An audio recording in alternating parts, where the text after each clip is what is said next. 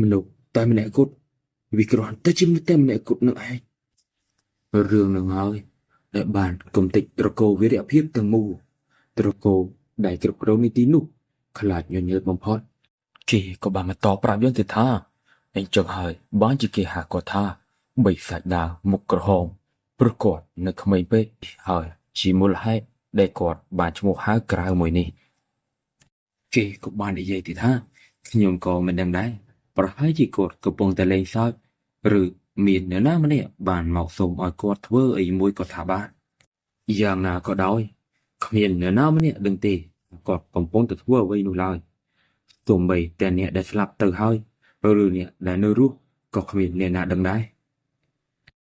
នឹងហើយជាអ្វីដែលបានកាត់ឡើងកាលពីមួយឆ្នាំមុនយើងឃើញថាបុរសម្នាក់កំពុងតែដេកស្លាប់លោកលឹមដែលជាម្នាក់ក្នុងចំណោមកម្ពុជាទាំង10នៃពិភពគុណបានត្រូវគេធ្វើឃាតគេសម្លាប់គាត់ដោយប្រើត្រឹមតែស្នៀតតែមួយក្បាច់តែប៉ុណ្ណោះហើយគាត់ថែមទាំងមិនដឹងខ្លួនផងថាគាត់ត្រូវគេសម្លាប់ដោយរបៀបណារឿងនេះបានធ្វើឲ្យពិភពគុណទាំងមូលមានការភ្ញាក់ផ្អើលជាខ្លាំងព្រោះគ្មានអ្នកណាម្នាក់នឹកស្មានដល់ថានឹងមានអ្នកណាម្នាក់អាចសម្លាប់លោកលឹមបានដោយប្រើតែមួយក្បាច់បែបនេះសោះប៉ុន្តែរហូតមកដល់ពេលនេះគ្មានអ្នកណាម្នាក់ដឹងឡើយថាតើអ្នកណាជាអ្នកសម្លាប់គាត់ហើយមូលហេតុអ្វីបានជាគាត់ត្រូវគេសម្លាប់បែបនេះហើយអ្នកទាំងអស់គ្នាសាកស្រមៃមើលមនុស្សគ្រប់គ្នាស្មានថាលោកលឹមគឺជាករណីតែមួយគត់ព្រោះគាត់គឺជារឿងដែលល្បីល្បាញខ្លាំង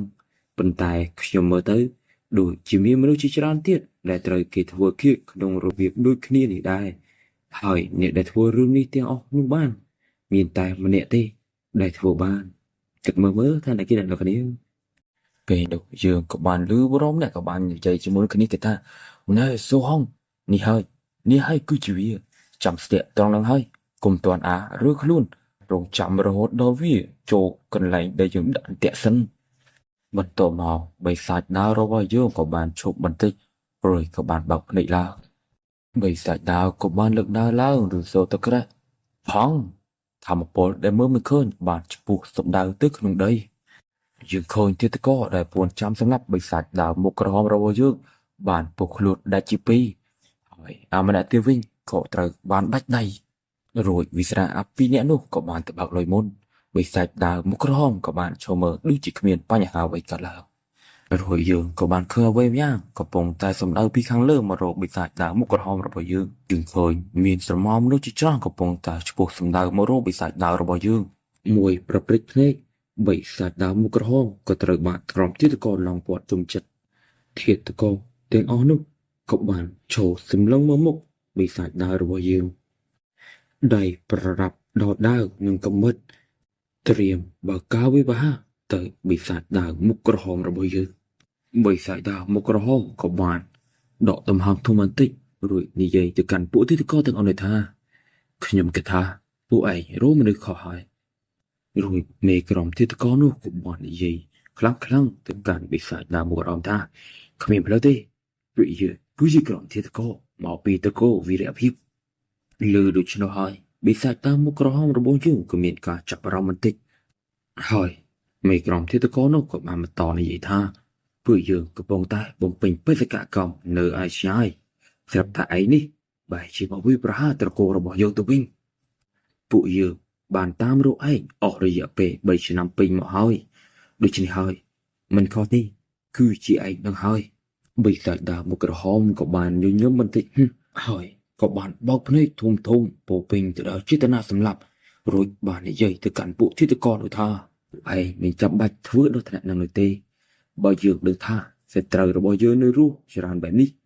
យើងខ្លួនឯងនេះឯងតែនឹងទៅរកពួកឯងដល់កន្លែងមេក្រុមទីតកនោះក៏មានការព្យាបាលរួចក៏បានស្រែកទៅប្រាប់កូនចៅពួកគេថាប្រយ័ត្នខ្លួនហើយមែនទេគេកំពុងតែប្រើវិជាគុណងឹតហើយយើងឃើញពួកអចចាមទាំងនោះក៏បានរត់ពុះសំដៅទៅបិសាចដាវមុខក្រហមរបស់យើងព្រមទាំងស្រែកខ្លាំងថាសម្រាប់គេភ្លាមទៅយើងឃើញទឹកមុខបិសាចដាវមុខក្រហមរបស់យើងដូចគ្មានការភ័យខ្លាចបន្តិចរួចក៏បាននិយាយបន្តិចថាស្អីគេវិជាគុណងឹតអញ្ចឹងពេលនោះយើងក៏បានលើកសំឡេងដាក់ចុះសោលឬទៅក្រឹបប៉ងត្រឹមតែមួយប្រពេចភ្នែក ខ្លួនរបស់ពួកអាចចោះថែមទាំងអស់នោះក៏បានដាច់ចេញពីខ្លួនជាពីរល្បឿនរបស់បិសាចដើមមុខក្រមរបស់យើងពិតជាលឿនមែនយើងឃើញថាមេក្រុមទិដ្ឋកនោះក៏មានការភ្ញាក់ផ្អើលខ្លាំងរួចក៏បានដកខ្សែច្រវាក់នោះមកការពារខ្លួនភ្លាមនោះស្ថានភាពទាំងមូលប្រែជាស្ងប់ស្ងាត់បន្ទាប់ពីភាពស្ងប់ស្ងាត់បានកន្លងផុតទៅយើងឃើញដើមឈើនៅជុំវិញនោះក៏បានចាប់ផ្ដើមដាច់ម្ដងមួយបន្ទាប់មកដើមឈើនៅជុំវិញនោះបានបាក់រលំលើសូរតក្រាំងទាំងអស់ត្រឹមតែមួយស្នៀតបិសាចដើមមុខក្រហមរបស់យើងក៏បានបដួលធាតុកទាំងអស់នោះនៅសល់តែមេក្រុមគេម្នាក់តែប៉ុណ្ណោះមេធាតុកបាននិយាយថានេះមិនមែនជាក្បាច់គុណងឹតអ្វីនោះទេវាលឿនខ្លាំងណាស់លឿនរហូតដល់ខ្ញុំមើលមិនទាន់បងហើយមេធាតុកនោះក៏បានទៅបើកលុយជាស្ថាពរបិសាចដើមមុខក្រហមរបស់យើងក៏បានដកទំហំធំបន្តិចប្រសិនអ្នកទាំងអស់គ្នាចង់លើកទឹកចិត្តខ្ញុំអាចស្កេន QR ខាងក្រោមនេះបានតិចក្តីច្រើនក្តីខ្ញុំទទួលយកទាំងអស់ហើយសូមជួយចុច like និង subscribe និង comment ឲ្យខ្ញុំម្នាក់មួយផងវាក៏ជាការលើកទឹកចិត្តឲ្យខ្ញុំនឹងបន្តធ្វើវីដេអូបន្តទៀតដែរអរគុណអ្នកទាំងអស់គ្នារួចបានគិតថាតើខ្ញុំគួរតែសួរគេទេថានៅមានអ្នកផ្សេងទៀតដែរឬអត់បន្ទាប់មកគេក៏មិនបានសួររួចក៏បានដើរចាក់ចេញទៅសាច់រឿងក៏បានកាត់មកដល់ផ្ទះដ៏ចំណាស់មួយហើយយើងឃើញថាមានបុរសចាស់ម្នាក់កំពុងតែអង្គុយពុះអស់នៅក្នុងផ្ទះនោះយើងឃើញថាបិសាចដើមមុខក្រហមរបស់យើងក៏បានបើកទ្វារដើរចូលមករួចបុរសចំណាស់នោះក៏បាននិយាយទៅកាន់បិសាចដើមមុខក្រហមថាខ្ញុំនឹងរៀបចំអាហារឲ្យអ្នកឆាប់នេះបិសាចដើមមុខក្រហមមិនបានឆ្លើយតបនឹងបុរសចំណាស់នោះទេរួចក៏បានដើរកាត់បុរសចំណាស់នោះទៅភ្លាមនោះបុរសចំណាស់នោះក៏បាននិយាយថាក្លិនឈាមមកទៀតហើយបិសាចដើមមុខក្រហមក៏បានឈប់បន្តិចរួចបុរសចំណាស់នោះក៏បានសួរឡើងថាតើឯង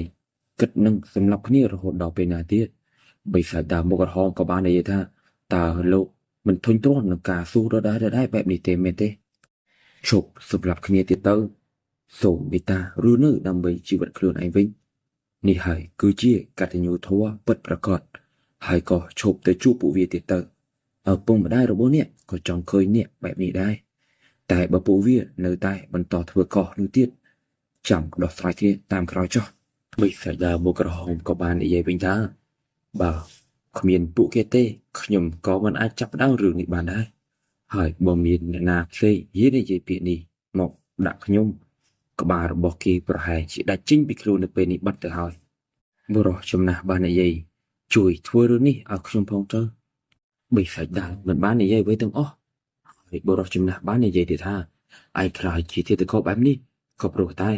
ឯងត្រូវអាចចាស់គំរក់ម្នាក់នោះចិញ្ចឹមបិចបាច់ជំនួសឲ្យគ្រូទាំងពីររបស់ខ្ញុំប្រសិនបើខ្ញុំត្រូវស្លាប់ដោយសារដាវរបស់ឯងយ៉ាងហោចណាស់ពួកគេប្រហែលជាមានចិត្តអាណិតអាសូរដល់ខ្ញុំនៅពេលដែលខ្ញុំបានទៅជួបពួកគេវិញពេលនោះបិសាចដើមមុខក្រហមរបស់យើងក៏បាននិយាយប្រវត្តិស្ថានភាព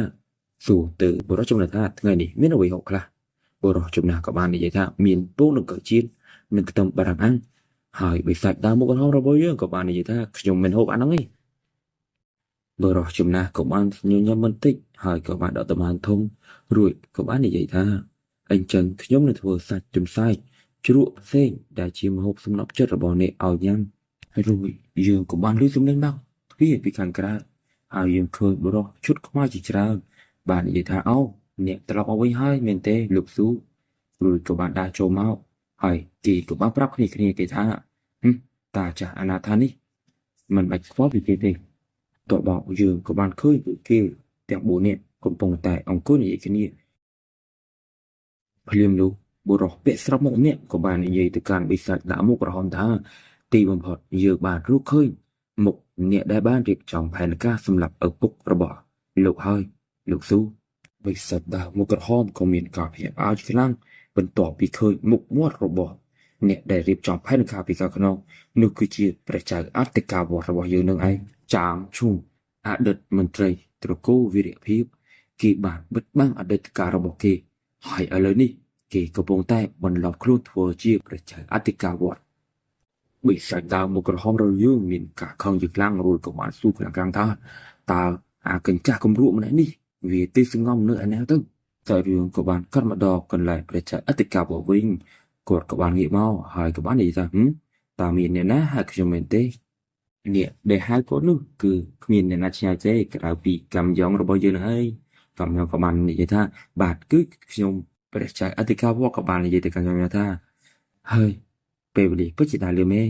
តែឯងមកដល់ទីនេះហើយជាអកុសលថ្ងៃនេះគឺជាថ្ងៃចុងក្រោយនៃការតមអាហាររបស់ខ្ញុំក្នុងពេលនេះដែរខ្ញុំសូមបញ្ចប់សាច់រឿងត្រឹមតែប៉ុណ្្នេះសិនបាយបាយណា